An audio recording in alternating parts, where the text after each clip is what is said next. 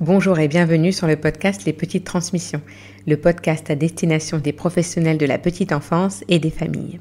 Je m'appelle Lika Sarr, je suis formatrice petite enfance et thérapeute et avec les crèches et écoles Montessori Les Petites Canailles, nous vous proposons des épisodes qui abordent en toute transparence les sujets du quotidien de nos métiers. Aujourd'hui, je reçois Myriam Félix, consultante en santé sexuelle infantile. Ensemble, nous abordons un sujet délicat mais essentiel, l'éducation sexuelle dans la petite enfance. Pour éclairer cette thématique complexe, nous explorons ensemble des questions clés qui interpellent bien souvent les professionnels. Pourquoi tant de réticence à se former sur ces sujets et à changer nos pratiques ? Comment accompagner les enfants dans un monde où l'hypersexualisation est finalement omniprésente ? Et surtout, comment poser les bases d'une éducation au consentement dès les premiers mois de la vie ? Que vous soyez professionnel de crèche, assistant maternel, enseignant, parent ou simplement curieux de mieux comprendre ces enjeux, cet épisode vous offrira des pistes concrètes et des clés de réflexion précieuses pour accompagner les enfants dans leur découverte de leur corps et des relations avec les autres. Préparez-vous pour une discussion riche, sans aucun tabou, mais toujours aussi respectueuse de l'univers des tout-petits. Bonne écoute! Petite commission.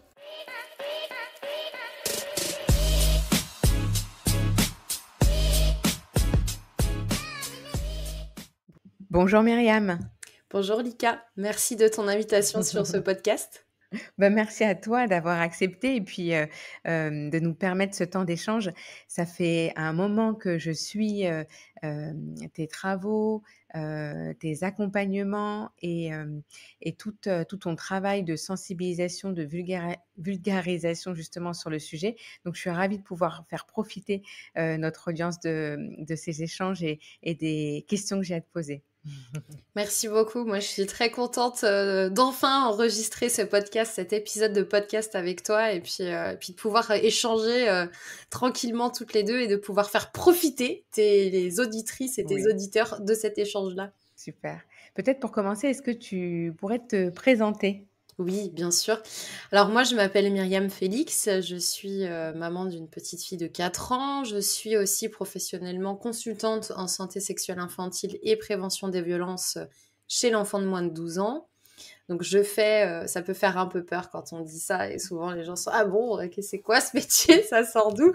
En fait, c'est un métier qui n'existait pas. Alors ça fait un peu mégalo de dire ça évidemment. C'est un métier qui n'existait pas et que finalement j'ai créé un univers autour, mon univers, et c'est basé sur beaucoup d'échanges avec des professionnels, avec des familles aussi, de l'analyse, de l'écoute. Et donc ce que je fais, c'est essentiellement de l'accompagnement des familles, de la formation des professionnels et puis de la sensibilisation et de l'information gratuite grâce aux réseaux sociaux aussi. C'est le but des réseaux sociaux. C'est du travail qui est pas rémunéré puisque on donne de l'information à des gens qui en ont besoin. Et puis après, si on a besoin d'aller un peu plus loin, souvent les gens m'écrivent pour avoir plus d'infos. Voilà, mais en fait, mon travail, il s'organise autour de 3 grands axes. Donc, le développement sexuel de l'enfant, sexuel, affectif et émotionnel aussi. L'éducation à la sexualité, donc pour le 0-12. Parce que oui, l'éducation à la sexualité, plus on commence tôt, mieux c'est. Évidemment, on a certains apports qu'on va amener à certains âges et on va s'adapter au stade de développement de l'enfant, à son niveau de compétence, de connaissance aussi. Et puis toute la partie prévention des violences sexuelles aussi qui est importante, parce que quand on fait de l'éducation à la sexualité, on fait aussi de la prévention, mais on fait aussi de l'information et de l'éveil de soi, de l'autre, etc. Tout ça en posant des bases saines et un cadre respectueux, et à l'écoute aussi des besoins de l'enfant et de ses comportements. Voilà, donc quand on a des adultes essentiellement qui viennent me voir pour comprendre un comportement d'un enfant qu'il ou elle garde ou un enfant qui leur appartient, enfin qui leur appartient, j'aime pas cette phrase, c'est pas, l'enfant ne nous appartient pas, mais quand c'est notre enfant. Oh, encore une fois, notre enfant, un enfant qui est sorti de notre corps. Voilà. Quand un parent t'appelle, tu veux dire. C'est important de pouvoir aider ce public-là et de communiquer tous ensemble pour apporter les meilleures réponses et le meilleur environnement le plus sécu et le plus positif possible.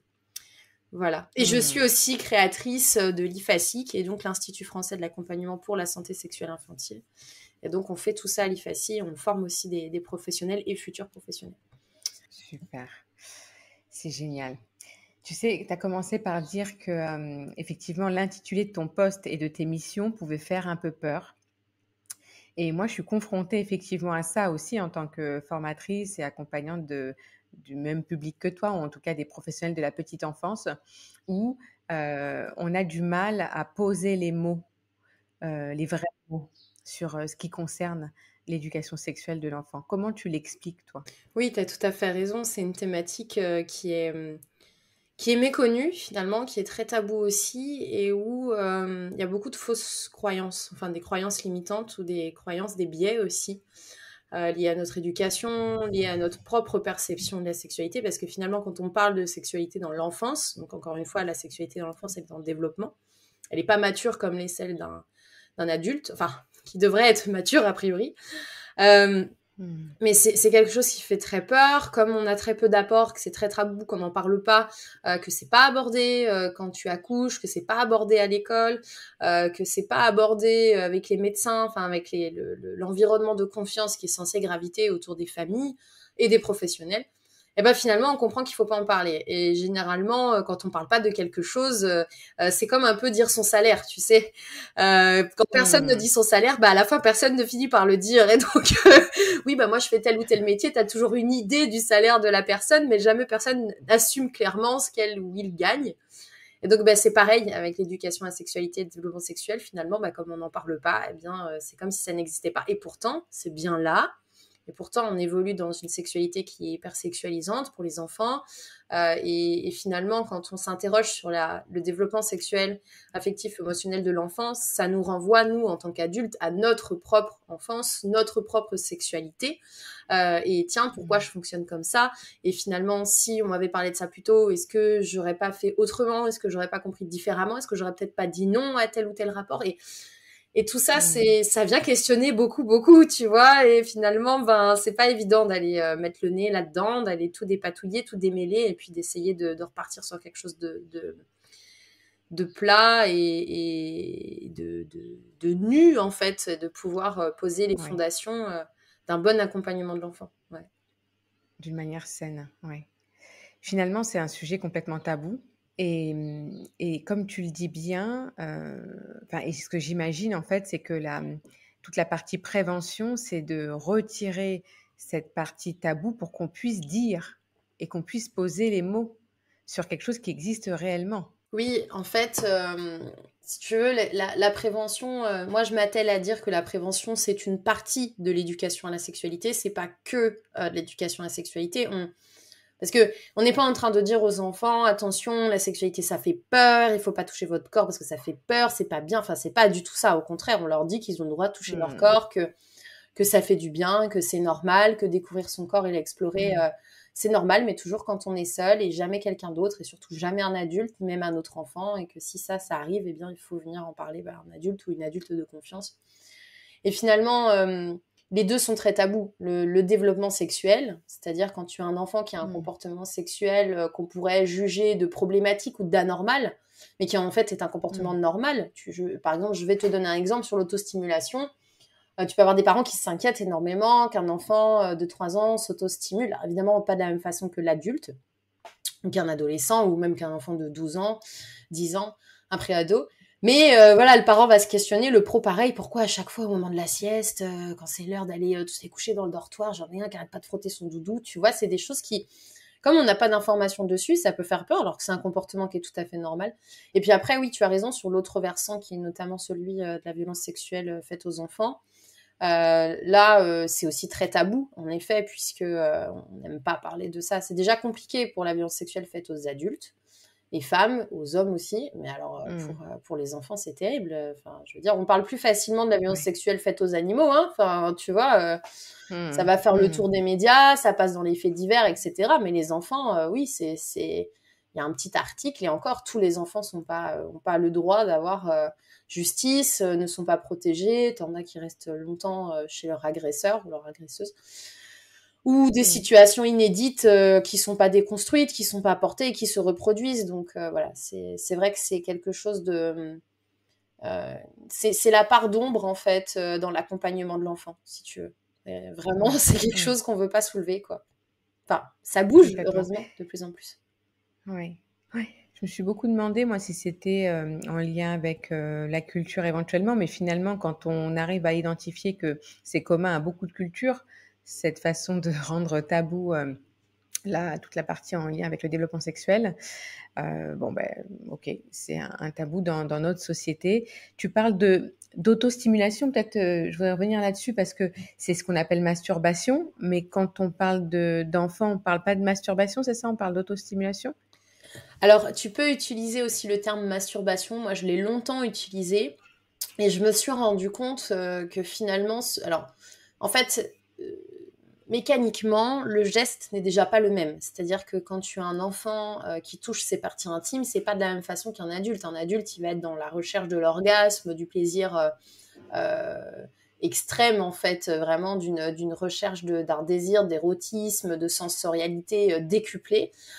Chez l'enfant, c'est pas ça. Chez l'enfant, c'est des frottements. Il y a pas de recherche d'orgasme. Donc, ça, en fait, ils peuvent toucher leur partie intime 3 minutes et arrêter et passer à autre chose, tu vois. Ils peuvent être dans le Mmh. canapé à regarder un dessin animé à côté de leurs parents. Et puis d'un coup, bah, mais qu'est-ce que tu fais? Bah, je touche, c'est rigolo, ça fait guili guili. Voilà. Enfin, tu vois, il n'y a pas Mmh. du tout la même relation encore et c'est vraiment de la découverte. Et physiologiquement, c'est aussi important que les enfants explorent leur partie intime parce que ça permet aussi Mmh.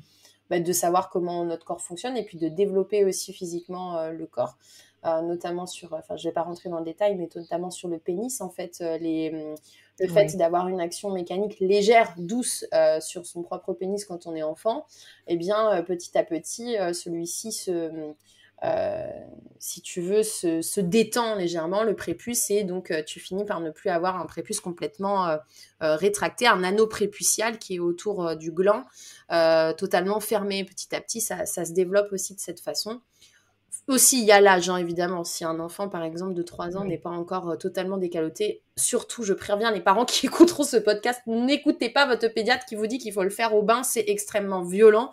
Ça se Mmh. fait petit à Mmh. petit et le pénis se développe tout au long de l'adolescence et de l'enfance aussi, et même à l'âge adulte, on peut avoir des adultes qui décalotent très tardivement, à 19 ans, enfin voilà, donc c'est normal, il n'y a pas à s'inquiéter. Mais encore une fois, tu vois, c'est de la fausse information qui dit que si c'est pas Mmh. décaloté à 5 ans, il faut faire une action, des fois une opération, des fois mettre de la crème, enfin c'est très violent tout ça. Et pour Oui. comparaison, on le fait pas sur des clitoris de petites filles. Je veux dire, Mmh. si moi, demain, si je te dis, bah, j'ai un garçon et une fille, et puis je décalote mon fils, ça va pas te choquer. Si je te dis que je décalote le clitoris de ma petite fille, tu vas, ça va pas ou quoi? Enfin, Mmh. pourquoi tu fais ça? Bien Enfin, sûr, c'est trop bien sûr. bizarre. Alors que chez le Mmh. garçon, bah oui, ah oui, moi aussi je décalote, alors il dit rien. Enfin voilà, donc, tu vois, en fait, c'est l'espèce de, ouais, c'est un non-sens en fait, parce que finalement, autour de la 7e semaine de grossesse, les deux sexes au départ finissent par se définir autour de la 7e semaine de grossesse. Donc on arrive biologiquement Mmh. soit sur un sexe masculin, soit sur un sexe féminin, mais au départ on est sur le même type d'organe. Donc quand il est Mmh. interne et qui n'est pas encore développé, on est sur le même type d'organe. Donc tout ça c'est très bizarre, mais mais en fait c'est hyper ancré et donc c'est complètement rentré dans la culture et dans les mœurs et ceux de toutes les cultures en fait finalement. Donc Mmh. Tu es en train de soulever aussi le fait qu'il y a pas le même traitement vis-à-vis du développement de la sexualité, du rapport au corps et de l'organe sexuel, un homme et une femme, enfin, tu vois, d'un garçon et d'une fille et tout ce que ça peut amener après comme conséquence dans les comportements sexuels. En tout cas, ça me laisse, oui, ça m'ouvre une porte de réflexion, tu vois? C'est vrai ce que tu dis, on n'a pas idée de toucher de cette manière-là une fille pour, décaloter son clitoris, mais pourtant on le fait d'une manière très spontanée et même, organisée par la société, tu vois? Pour les garçons et quand on pense à, l'éducation genrée, enfin, tu vois? Ça fait partie d'une grosse différence quand, on réfléchit ouais, à la relation, en tout cas ce qu'on permet de la relation sexuelle, déjà à cet âge-là, quoi. c'est Ouais. ça Mmh. complètement. Et par rapport justement, peut-être, bon, je pense que cet épisode va partir un peu dans tous les sens parce que j'ai tout plein de questions et j'essaye de rebondir sur ce que tu me dis, mais c'est très bien comme ça. Par rapport à ce que tu me dis du clitoris, du pénis et cetera, ce qu'on remarque aussi et moi je l'ai vu en crèche, c'est que, j'ai vu même je me suis vue choquée des parents quand on a eu à donner les vrais noms, de, de l'organe sexuel, enfin de tout ce qui a à dire dans le développement sexuel de l'enfant.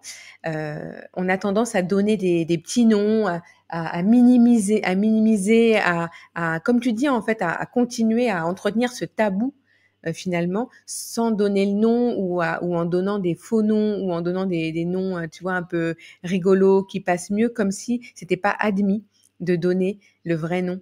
Tu le remarques toi aussi, enfin tu l'as remarqué, j'imagine. Oui, c'est vrai que je vais répondre à ta question, mais en fait, j'étais en train de me dire que je n'avais pas totalement fini de répondre à ta deuxième question. Donc, je prends 2 petites minutes pour répondre à ta deuxième question, et puis ensuite, je me souviens de cette question-là qui est aussi très, très fréquente. Oui, donc on peut utiliser le terme autostimulation ou masturbation, les deux fonctionnent. Moi seulement, j'utilise maintenant le terme autostimulation. Pourquoi ? Parce que comme ce n'est pas la même action mécanique, voilà, j'ai l'impression que c'est quelque chose qui passe un petit peu mieux auprès des adultes quand on utilise le terme autostimulation, parce que dans la tête des gens, du coup, c'est pas la même chose qu'une masturbation qui est du coup, elle, plus une recherche d'orgasme. Voilà, donc en soi, Oui. les deux termes sont corrects, mais voilà, je voulais... Après, c'est probablement pas ton rôle, mais je crois qu'il y a quand même quelque chose à faire au niveau de la société pour que enfin la masturbation soit acceptée d'une Ah, manière un mais peu plus, évidemment. tu vois, naturelle Donc, et plaisante et OK et enfin, tu vois? tout à Parce fait, qu'il y a quelque tout chose à aussi fait. de complètement tabou, sacralisé autour de ça et ça, Surtout c'est effectivement, ça celle concerne les féminine, adultes. surtout celle, la féminine, Complètement, surtout la féminine. complètement, Mais, complètement. Ouais, ouais. mais voilà, enfin Mmh. voilà pour le. Je voulais juste fermer la parenthèse. Oui, Concernant merci. les termes pénis et vulve, clitoris aussi, testicules, anus, ce sont des termes qui sont pas souvent employés. En fait, c'est assez transgénérationnel ce truc-là, parce que si tes parents ont utilisé le terme nénette, zézette, minouche, mimine Mmh quand mh. tu étais enfant, quand tu deviens parent, souvent tu utilises le même terme tout bêtement parce que c'est comme ça que ça s'appelle, enfin dans ta tête, tu vois, c'est comme ça que tes parents l'appelaient, donc tu l'appelles comme ça. Et généralement, moi je me souviens que quand j'étais enfant et que j'avais les mamans, des copines qui utilisaient d'autres termes pour en parler, je me disais oh, mais c'est trop bizarre le nom là qu'elle donne aux parties intimes, tu vois, ça me dégoûtait, mais c'est bizarre d'autres noms comme ça. Et moi ma maman utilisait un surnom comme beaucoup de parents. Donc c'était la sounette ou un truc comme ça. Et quand j'entendais la zézette ou la nénette, je dis mais pourquoi elle appelle ça comme ça, tu vois, c'était... Et en fait, le vrai terme, c'est vulve, c'est clitoris, c'est pénis, c'est testicule, c'est anus. Et finalement, c'est juste les termes médicaux. Je veux dire, les autres parties du corps se nomment telles qu'elles sont. Donc pourquoi, en fait, ces parties-là, on ferait différemment ? C'est, voilà, ça entretient le tabou. Mais c'est vrai que c'est pas Mmh. évident quand Comme t'es si parent ouais. de dire pénis, parce que dans ta tête, c'est... Ou vulve, parce que dans ta tête, c'est un sexe d'adulte. Et pourtant, Mmh. t'appelles ta main de la même façon quand t'as 3 ans que quand t'en as 60. Donc, voilà, a priori, on a tous une fonction éliminatoire sur les deux, sur l'anus et sur le sexe féminin ou masculin. Une fonction reproductive, pardon, sur les deux aussi. Bon, la main, elle te sert à attraper, tu vois, il y a... En fait, les termes, c'est les termes, et puis voilà. Mais c'est vrai que c'est pas évident. Et moi, je me souviens que les premières fois où j'ai commencé à utiliser les bons termes avec ma fille, c'était pareil, c'était compliqué d'utiliser ces termes-là. Donc j'étais là, va nettoyer ta vulve. Alors au début, c'était très timide, et donc c'est grâce notamment à des petites chansons au moment du change que ça a été de plus en plus facile. Où j'intégrais Mmh. toutes les parties du corps. Je faisais des petites chansons sur toutes les parties du corps. Tu vois, ça c'est tes cheveux, ça c'est tes mains, etc. Mmh. Et c'était beaucoup Mmh. plus simple en fait. Et petit à petit, maintenant, on n'a aucun problème à en parler. Il y a des fois où on a des situations un peu gênantes quand tu as beaucoup de monde et que tu as ton enfant qui dit oui, maman, j'ai ma vulve qui machin, ou j'arrive pas à essuyer ma vulve. Alors là, t'es là, ok. Et souvent, t'as les autres adultes qui sont là, oui, c'est le bon terme.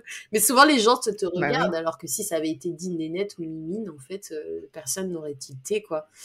Donc, c'est assez... Ouais, donc c'est vraiment alors moi ce que je trouve, étonnant, tu vois? Enfin étonnant, mais c'est que, effectivement, ça apparaît comme un terme sexualisé. Enfin, tu vois? Tu parlais tout à l'heure d'hypersexualisation et quand on donne les bons termes et ben, tout de suite, on va avoir, le regard de la société sur nous, enfin moi qui suis passée aussi par là en tant que maman, comme, d'une éducation hyper sexualisée, inadaptée, parce que à cet âge-là, tout doit être trop mimi mignon et que le vrai nom que l'on donne, eh ben c'est pas mimi mignon, c'est dur, c'est sexualisé. Enfin, tu vois, alors que c'est pas ça l'environnement sexualisé. Il existe pourtant, on va en reparler, mais ça c'est pas, pour moi, ça compte. C'est pas ce qui va faire que l'enfant baigne dans un environnement hyper sexualisé. Au contraire, c'est ce qui va lui permettre de se positionner dans un environnement hyper sexualisé et d'avoir un ancrage, quoi.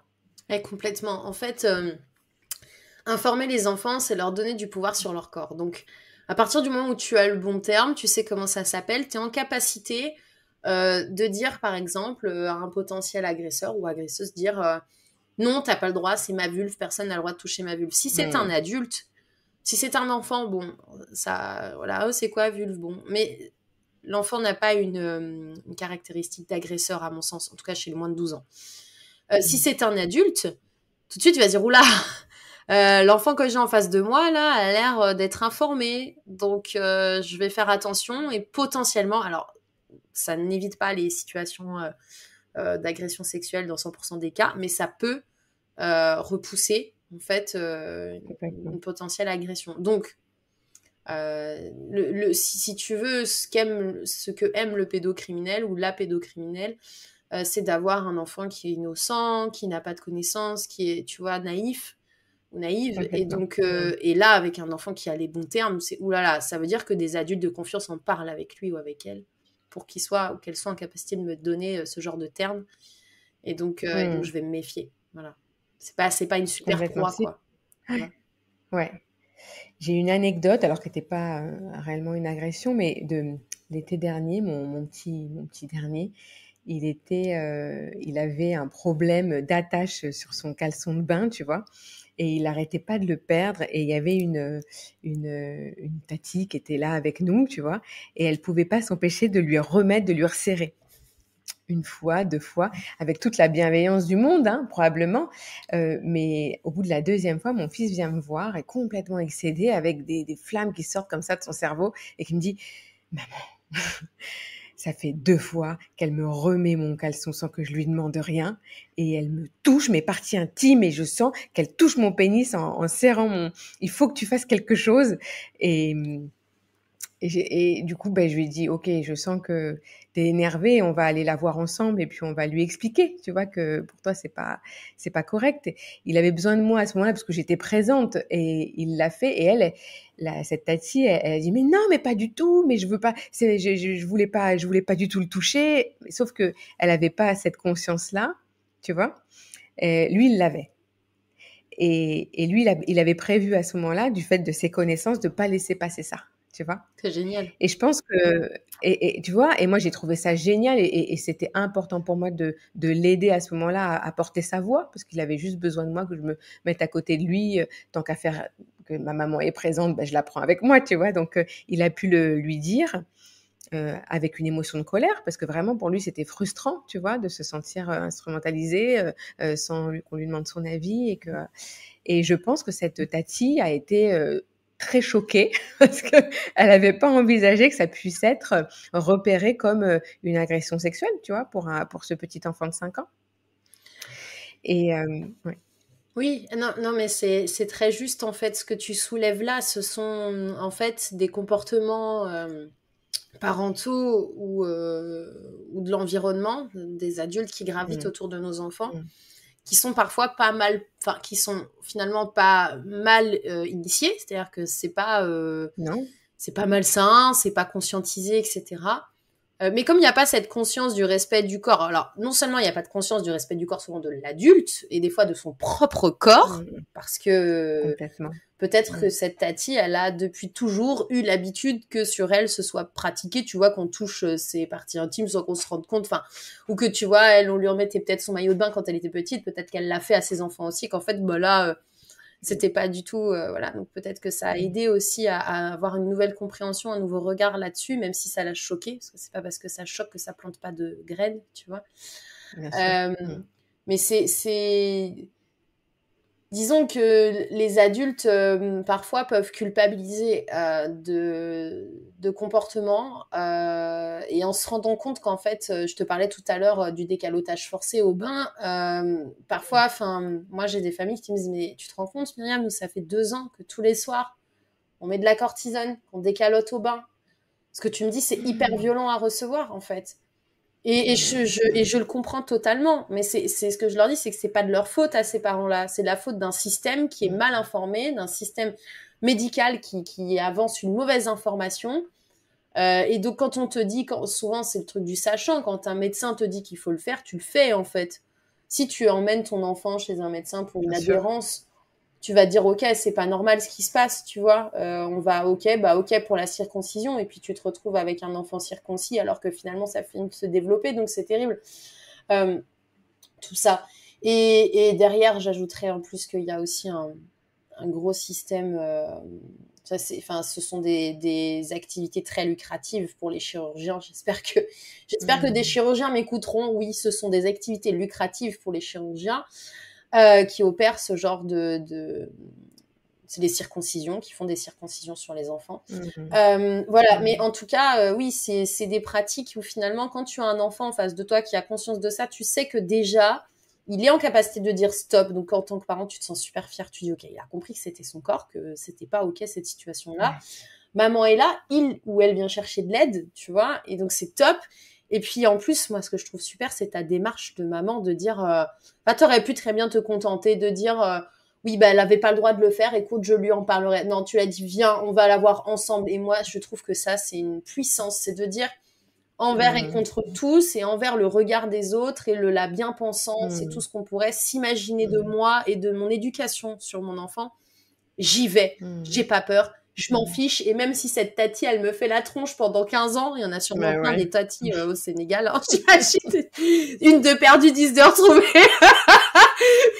Ah, t'es plus copine avec machin, très bien, on vient chez toi, bon bref, je plaisante. Mais tu vois, le truc un petit peu de dire, j'accompagne mon enfant là-dedans, je trouve ça merveilleux, punaise, tu sais qu'il n'y a pas beaucoup de parents, et moi, potentiellement, la première, où j'aurais pu dire à ma fille, écoute, c'est pas normal, je lui en parlerai quand je serai avec elle, et j'en aurais parlé à l'adulte.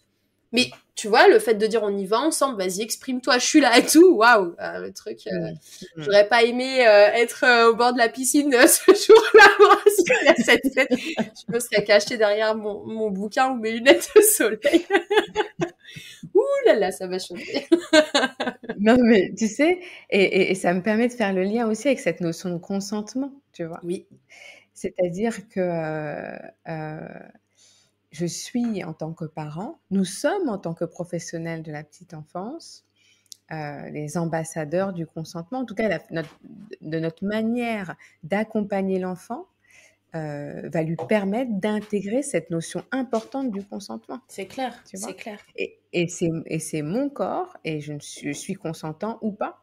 Et il y a des codes, il y a des signaux à envoyer qui montreront si on est consentant ou pas. Et l'enfant, il doit, dans un premier temps, en tout cas, tu vas nous dire comment tu l'amènes, parce que je crois que l'éducation au consentement, elle se fait dès la naissance, en fait, tu vois.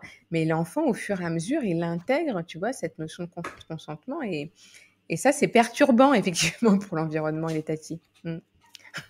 Alors ouais, le consentement, il faut savoir déjà 3 choses à son sujet. C'est que d'une part, il doit être libre, il doit être éclairé, et il doit être rétractable.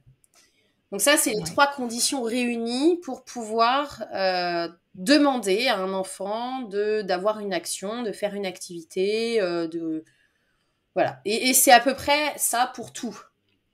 Parce que, alors maintenant, ce que je tiens quand même à rappeler, c'est que dans un monde parfait, on respecterait le consentement de notre enfant à 100%, on aurait le temps de vivre, voilà. On sait qu'aujourd'hui, la société, elle n'est pas faite de ça, et que parfois, quand il est 8h15 et qu'à 8h30, on doit être dans la voiture en bas de l'immeuble, il faut se dépêcher, tu vois. Donc, le consentement, parfois, on n'a pas trop le temps, tu vois. C'est ça. Voilà. Moi, avec mes enfants, je parle de consentement dans le cadre. Oui, tu vois. ok.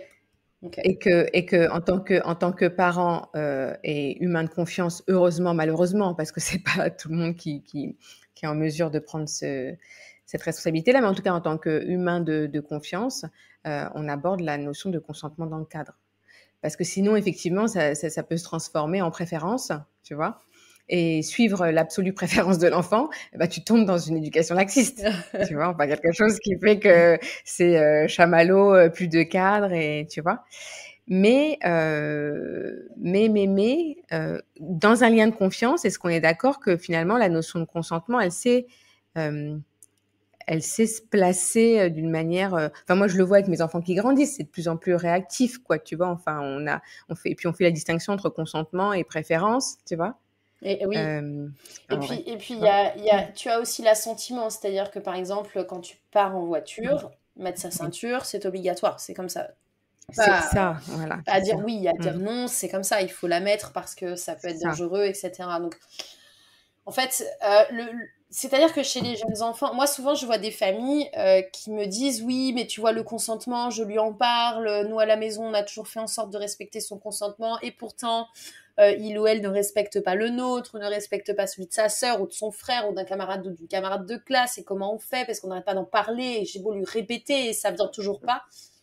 En fait, il faut pas, comme pour l'éducation, comme pour l'alimentation, comme pour plein de choses, tu ne peux pas attendre d'un enfant de 3 ans, de 4 ans, de 5 ans, de 6 ans, de 7 ans, Mm. que quand tu Mm. demandes quelque chose, ça y est, le truc soit intégré. Sinon, ce serait trop facile. Tu dirais Mm. à ton enfant, écoute, Bien sûr. dès qu'il naît, tu lui dirais, je vais t'expliquer une journée type. Ce matin, tu vas te laver, on va faire ci, on va faire ça.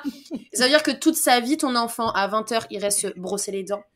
À 21h, serait en train de dormir et entre-temps, il aurait lu son histoire, il en aurait choisi 3 sans négocier la 4e parce que tu Mm. vois tout. Non, c'est Mm. impossible. Mm. Donc, le Ça se consentement, tente, ouais, mais oui, oui, bien c'est sûr. un Ouais. apprentissage, tu vois. Mm. C'est Mm. des Mm. notions que tu Complètement. amènes et qui se comprennent au fur et à mesure.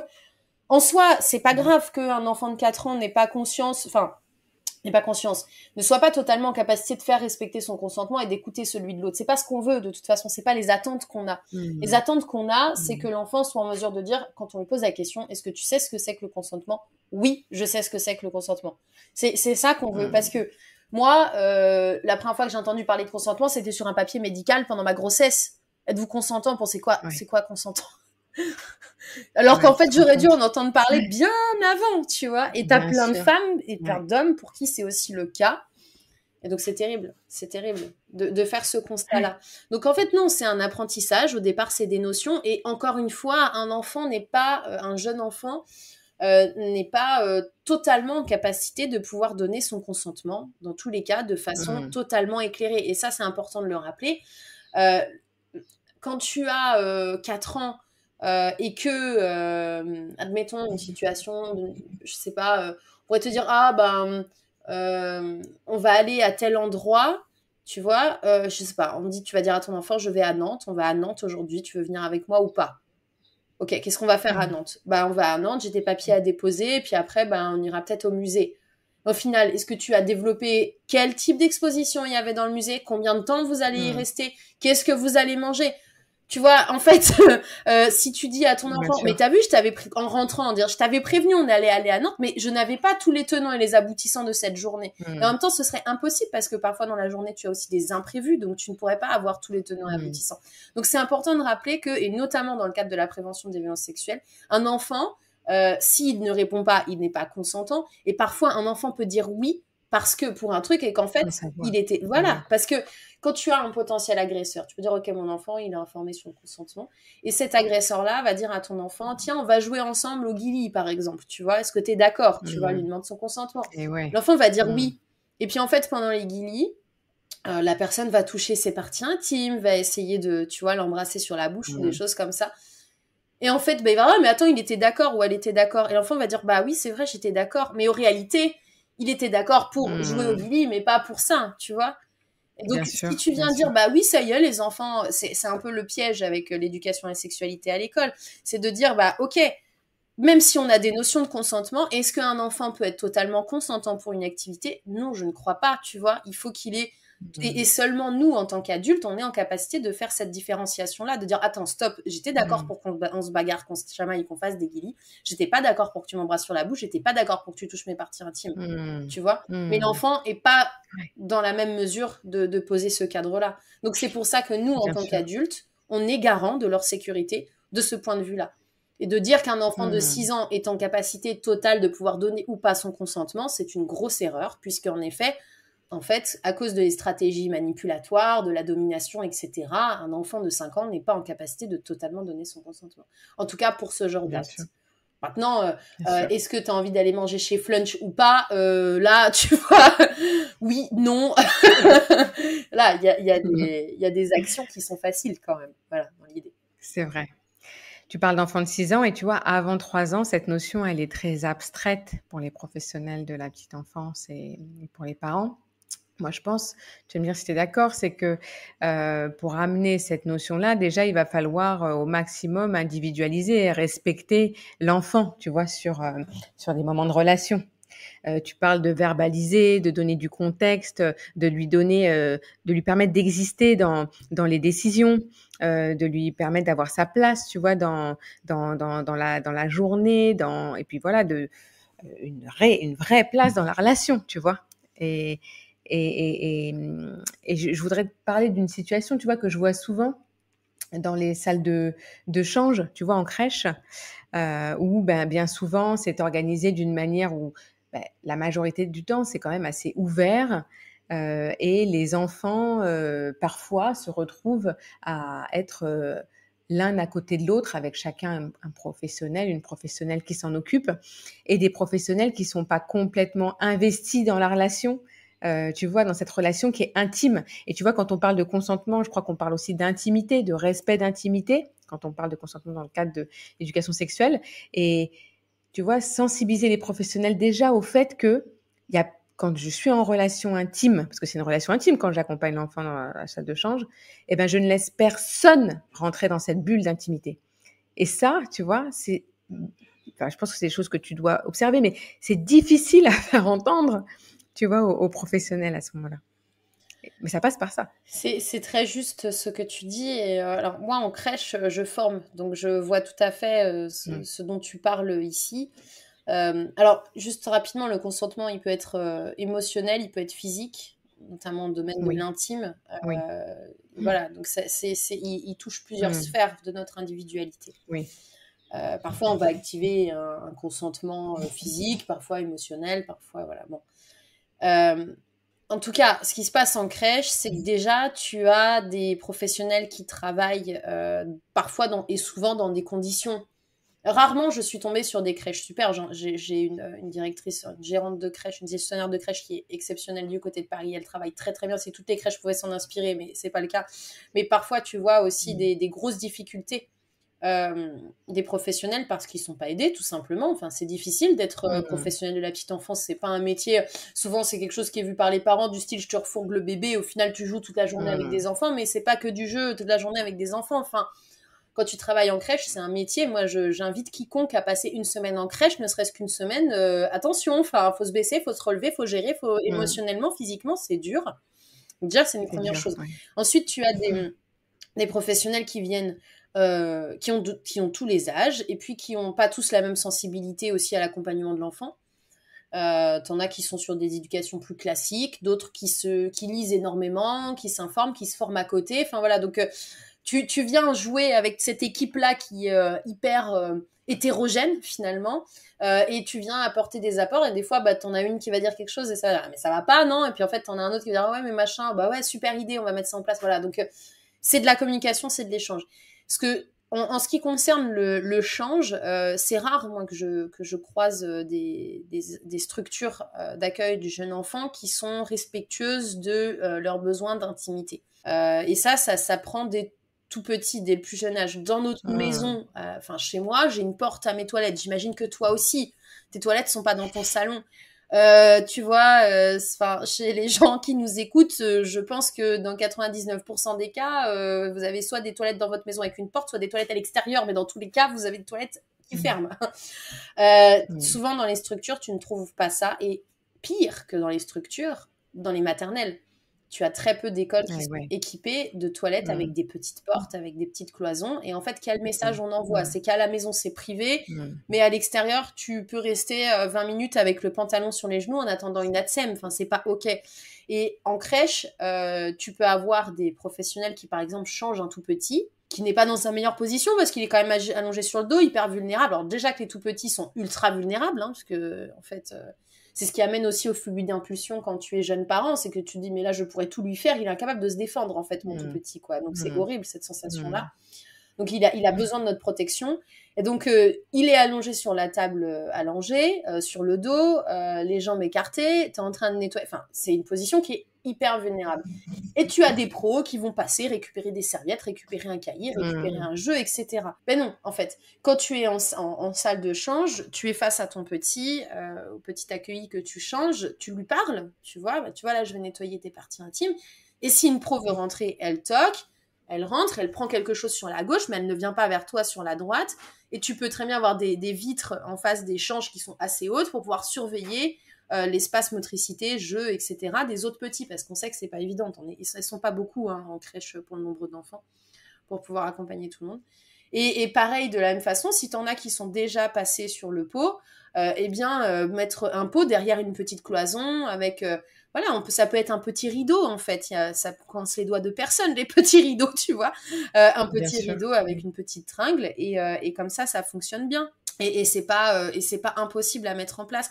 Et c'est dire aussi aux autres enfants, tu rentres pas parce que je suis en train de changer Néo, ou là on a Inaya qui est sur le pot, donc tu attends, tu rentres pas, ou alors si tu veux aller sur un autre pot, tu demandes à Brigitte, elle va te donner un autre pot pour aller dans un autre sanitaire. Voilà. Et c'est tout bête en fait.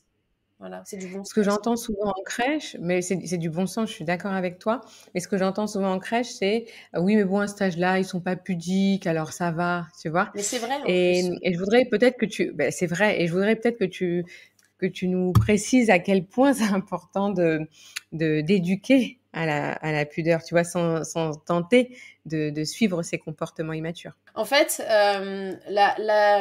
la pudeur, alors encore une fois, j'ai pas d'études scientifiques il y a très peu d'études scientifiques sur le sujet, il faut le savoir déjà pour les auditeurs, les auditrices qui nous écoutent.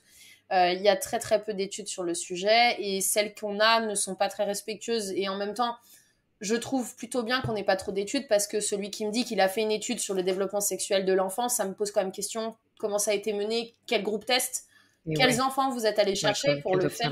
Oui, moi je trouve ça particulier quand même, mais bon. Peut-être que ça ferait avancer, peut-être pas. En tout cas, je ne crois pas qu'un seul enfant doive être utilisé pour ce genre d'analyse. Petit aparté. J'en reviens donc à l'intimité et les notions de pudeur. En fait, chez le jeune enfant, en effet, il y en a très peu, parce qu'il ne considère pas ses parties intimes comme étant intimes. Pour lui, ses parties intimes, c'est comme sa tête, c'est comme son pied, c'est comme sa main, c'est comme son dos, c'est comme son ventre. Enfin, tu vois, il n'y a pas ce truc-là. Par contre, aux alentours de 6-7 ans, on observe quand même... et aussi en fait lié au collectif, parce que tu vas avoir la copine qui va dire mais c'est mes parties intimes, tu vois. Oh ok, c'est les parties intimes, mais je veux pas que tout le monde les voit. Non mais regarde pas, c'est mes parties intimes. Il y a machin qui est venu voir mes parties intimes, qui regarde ma vulve et tout, tu vois. Ok, et donc là cette espèce de compréhension que ça y est, ça c'est du domaine de l'intime, et en fait tout le monde peut pas le montrer. Puis t'as aussi le pantalon, tu mets ton pantalon, ta culotte, ton slip, ta jupe, ta robe, enfin tu vois. Et donc là, mais attends, tes parties intimes cache-les. Tes parents aussi, mais les tout petits à 3 ans à la maison, enfin, ils sont beaucoup tout nus, tu vois, ils aiment bien être tout nus, ils se promènent tout nus, et en fait, tant que ça dérange pas les autres membres du foyer, et que c'est ok, et que personne ne peut le prendre en photo de loin dans le jardin, ou que sais-je, un voisin, ou voilà, c'est pas un problème finalement, tu vois, qu'ils soient nus à la maison. Mais c'est du domaine du privé, et finalement avec des adultes de confiance de son petit cercle, tu vois. Et finalement, cette notion d'intimité, de pudeur, tu peux l'amener beaucoup plus tôt. Donc même s'ils sont comme ça, les tout petits, il n'empêche que si tu veux, en apportant une éducation à la sexualité, en disant ce sont tes parties intimes, tu ne dois pas les montrer aux autres, c'est important que tu fermes la porte quand tu es aux toilettes, quand moi je suis aux toilettes aussi, tu vois, de dire je ferme la porte, c'est mon intimité. Et ben ça, en fait, l'enfant petit à petit il le comprend. Et moi j'ai une petite j'ai une petite fille que j'hypersensibilise peut-être un peu trop à ça. Et tu vois, si elle est nue à la maison et que, je ne sais pas, le facteur TOC ou que sais-je, donc il n'a pas de visibilité sur l'intérieur de la maison tant qu'il n'est pas rentré, eh bien, ça, il y a quelqu'un, vite, faut que j'aille m'habiller, tu vois, et si la personne rentre, par exemple, si c'est ma mère, voilà, là, elle peut pleurer, quoi. Ah, mais j'ai pas envie que vous me voyiez toute nue. Et elle a 4 ans, parce que cette notion de pudeur et d'intimité, je lui ai amenée. Et ça ne m'empêche pas d'être nue devant ma fille, puisque je crois pas que la nudité d'un parent bienveillant... En fait, t'as pas besoin d'être nu pour agresser ton enfant. Et ton enfant n'a pas besoin d'être nu pour que tu l'agresses. Tu vois, donc la nudité n'est pas un facteur d'agression. C'est pas lié. Oui. Pas lié, pas du tout. Tu peux, ça peut être gênant, c'est-à-dire que tu peux... Alors, tu sors de la douche, tu vas dans ton dressing, t'es nu. C'est pas un problème, sauf si t'as un ado de 12 ans qui passe « Ah, mais maman, oh, s'il te plaît !» Bon, là, tu comprends que du coup, il faudra mettre une serviette. Ouais, tu vois. Là, tu mets une serviette parce que c'est gênant. Mais si tu es nu et que tu vas regarder un film à côté de ton enfant dans le canapé, là, tu vois, bon, c'est encore un peu... C'est tendancieux, c'est-à-dire que pourquoi t'es nu, tu vois, tu mets une robe, un truc léger, ou voilà, c'est pas grave si on voit un sein ou que sais-je, mais... Au moins, tu vois, t'es un petit peu habillé. Il y a un contexte derrière la nudité. Après, comme tu dis, il y a un contexte parce que tu vois, il y a des environnements nudistes et je crois pas qu'ils sont plus agresseurs sexuels que d'autres environnements. Enfin, tu vois, il y a des contextes, il y a des cultures et quand je parle de culture, je parle de chaque famille est une culture. Tu vois, c'est vraiment des codes. Aujourd'hui, on sait repérer des comportements d'agression sexuelle, tu vois. Et comme tu dis, on fait pas l'absolu lien entre la nudité puisqu'on n'a pas besoin d'être nu pour agresser sexuellement. Et par contre, c'est vrai que là, en termes de gênance, tu vois, on peut comprendre que ça peut être gênant et agressant pour une personne de voir apparaître comme ça une personne nue hors contexte, tu vois, enfin dans un contexte qui est pas du tout justifié.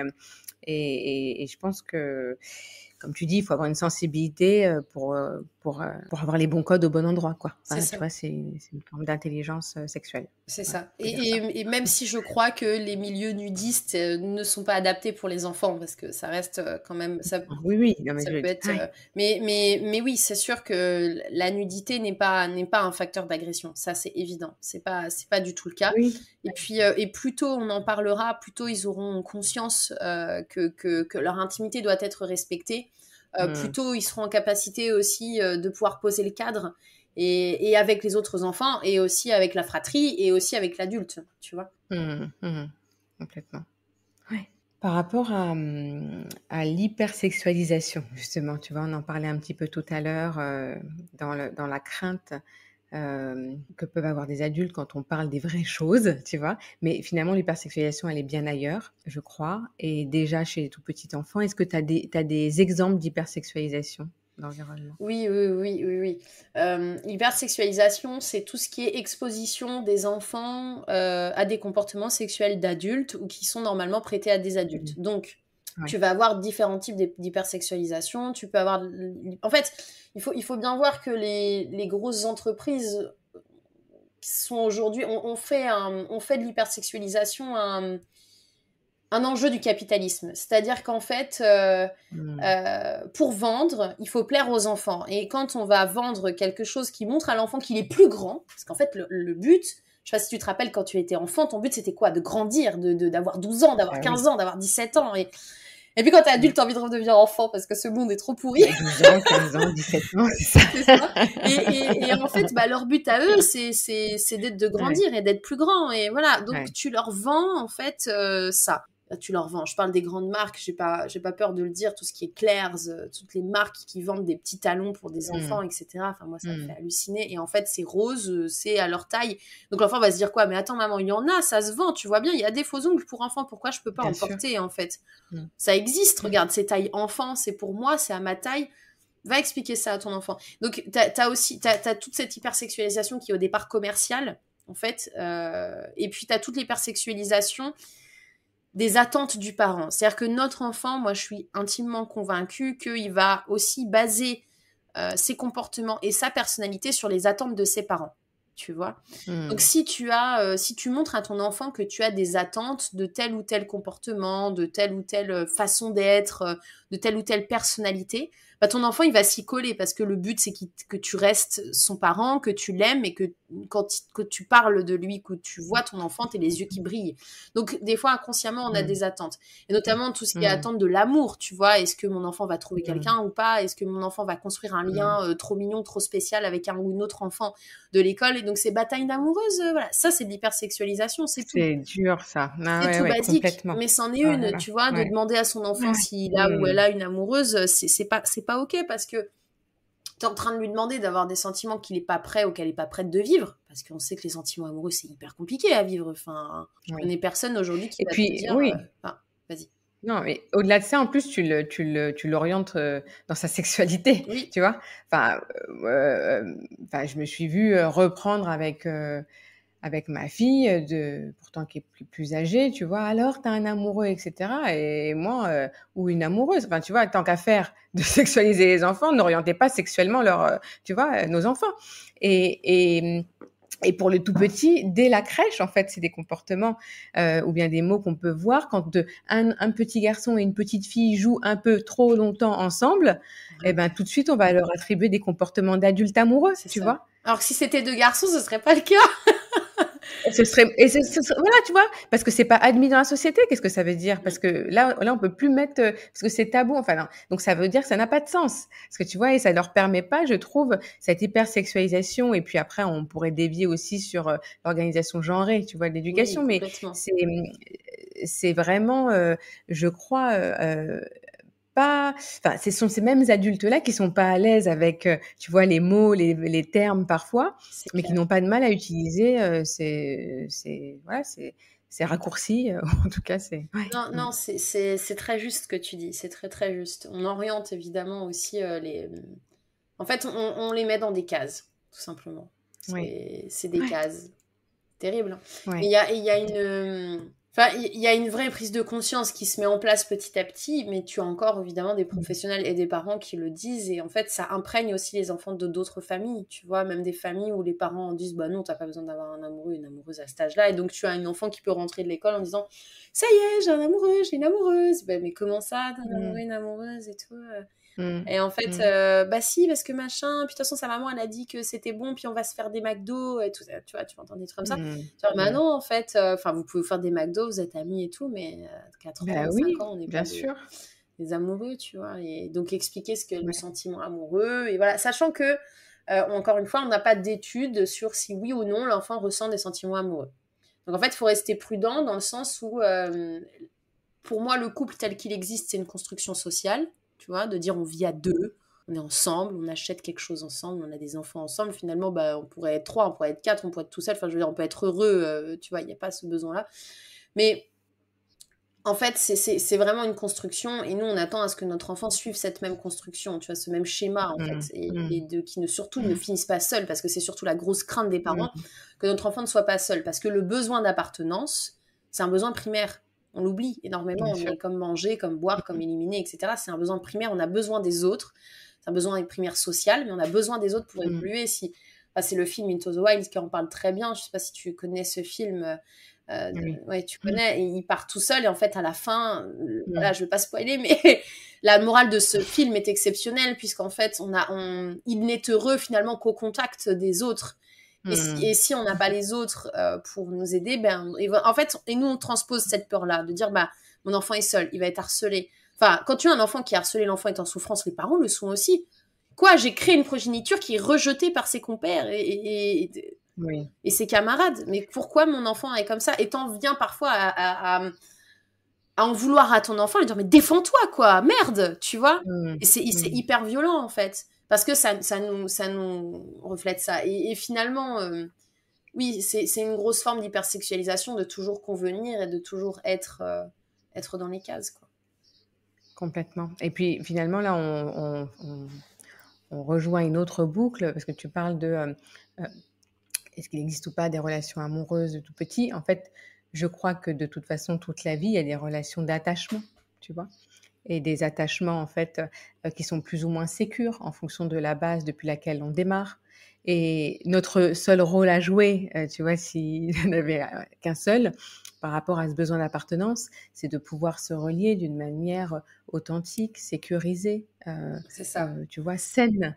Et de cette manière-là, un enfant, quand il démarre d'une base avec ses relations d'attachement saines, sécures, eh ben, il n'est attiré que par ça. Et donc, on n'a plus à se soucier de quelle est la forme de relation qu'il est en train de créer. Ben, en fait, on s'en moque. C'est une relation d'attachement, a priori, qui convient à ses codes. Donc, de sain, sécure, etc. Complètement. Et puis de normaliser aussi les émotions, de dire, ok, je vois que t'aimes beaucoup tel ou tel camarade. Mmh. Est-ce que, enfin, pas de dire, ben non, t'as pas le droit d'être amoureux. Voilà, en fait, dire, ok, tu l'aimes beaucoup. C'est peut-être pas de l'amour comme un couple, comme nous, les adultes, parce que nous, on est adultes et c'est différent, mais c'est ok de beaucoup aimer quelqu'un. Est-ce que t'as envie qu'on mette quelque chose en place? Est-ce que t'as envie de l'inviter? Est-ce que t'as envie qu'on prépare des cookies pour lundi? Enfin, voilà, pour montrer son affection d'une autre manière. Et ça fonctionne très bien.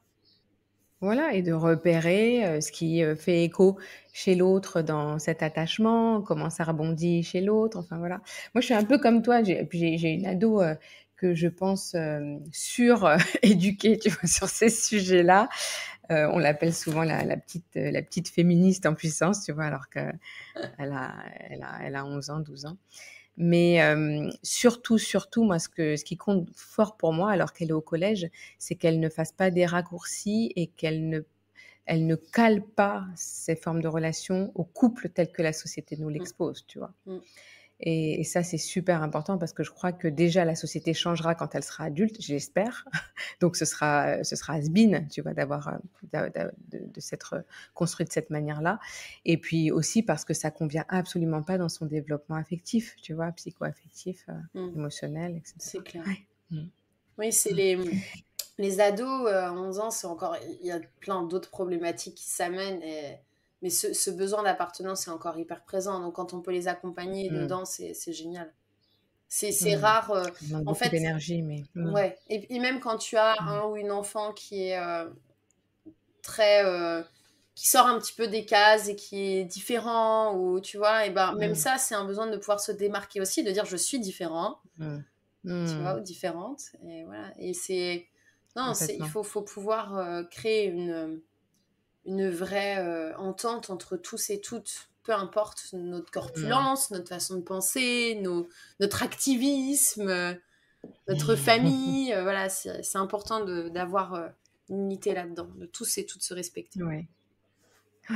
Complètement. Merci infiniment, Myriam. Je te propose de finir là-dessus parce que sinon, on pourrait réenclencher sur autre chose encore et broder et parler des heures et des heures. Je te remercie beaucoup pour cet épisode déjà très complet. Ça me laisse plein de portes d'ouverture. Alors, je ne suis pas à l'abri de te rappeler pour la prochaine saison et peut-être pour continuer sur ce sujet et l'élargir encore. Avec grand plaisir. Merci infiniment. Merci pour ta générosité de partage. Merci à toi, Lika. Et puis, merci. Je mettrai tous les liens pour les personnes qui cherchent à te suivre et probablement à se former parce que je crois que c'est très précieux de pouvoir se faire accompagner par toi, par l'organisme Si dont tu as parlé pour pouvoir avoir réellement et accompagner sa sensibilité parce que ça part de là quand on a envie de se former et lui donner de la matière pour pouvoir étendre le message. Merci à toi. Merci beaucoup, Lika. Je suis très contente d'avoir pu participer à ton podcast. J'ai hâte aussi. Ça va être très chouette, je pense, de pouvoir m'écouter.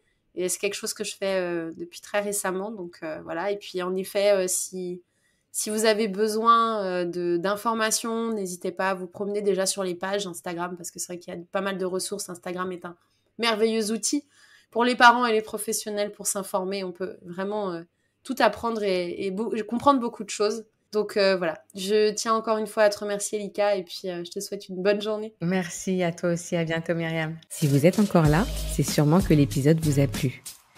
Retrouvez-nous sur les réseaux sociaux pour nous laisser quelques mots sur votre expérience et je me ferai aussi un plaisir de répondre à vos questions. Pour aider à notre visibilité, partagez ne serait-ce qu'à 2 ou 3 personnes autour de vous vos épisodes préférés. Mettez-nous 5 étoiles et mieux, un petit commentaire sur votre plateforme d'écoute préférée. À très bientôt pour de nouvelles petites transmissions.